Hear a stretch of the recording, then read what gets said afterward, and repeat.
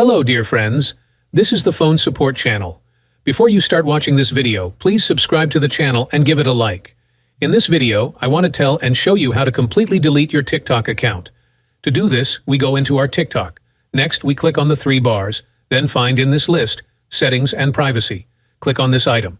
After that, we go a little lower and find the item called Account. Now we need to select the item, Deactivate or Delete my account. Click here. Now we see that we have a choice to deactivate our account or delete it completely. I choose the second option, Delete Account Permanently. I click here, and then I have to choose the reason for deleting the account. You can choose absolutely any reason. Click Continue. Here is an option to save all the videos from our account. Maybe you want to delete your account, but you want to keep your TikTok videos. To do this, click on the button, Request Download. Click here and all your videos are saved to your gallery. If you do, click on this item and click Continue. We wait a couple of seconds, then we need to enter a code or password to confirm that it is you who are deleting the account.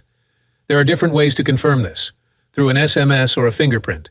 After this, we press Continue and click the button Delete.